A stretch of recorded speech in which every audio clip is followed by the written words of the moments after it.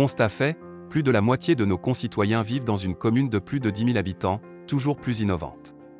Le franchissement du seuil de 10 000 habitants est contraignant pour les communes qui doivent se plier à davantage de règles.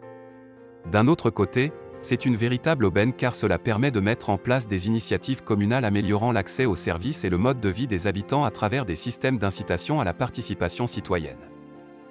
La révolution du numérique est quasiment achevée, bouleversant le quotidien des citoyens à la fois dans les démarches que dans l'accès à l'information. La révolution urbaine conséquence de l'exode rural a multiplié le nombre de citadins qui doivent trouver un logement, un travail et un accès aux structures communales. Mais le vrai enjeu actuel reste le climat qui, selon un dernier rapport du GIEC, doit être la priorité numéro 1 de tous. La piste très médiatisée de l'intelligence artificielle des villes pour faire face à ces défis peut être un moyen d'endiguer ces problématiques, mais allons-nous manquer de temps ? L'avarice des grandes entreprises a participé au financement de près de 1 520 milliards de dollars sur les marchés des Smart Cities en 2020.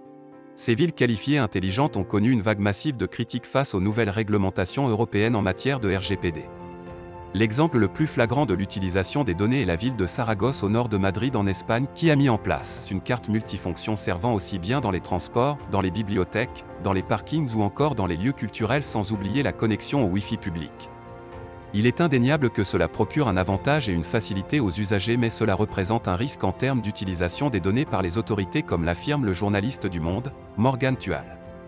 En effet, la vie privée des usagers est en quelque sorte exposée aux autorités qui ont connaissance des déplacements et des habitudes de consommation des usagers porteurs de cette carte. L'enjeu est tel qu'il faut à tout prix éviter un usage commercial de ces données en les vendant aux GAFAM qui ont déjà accès à un réseau très abondant de données privées.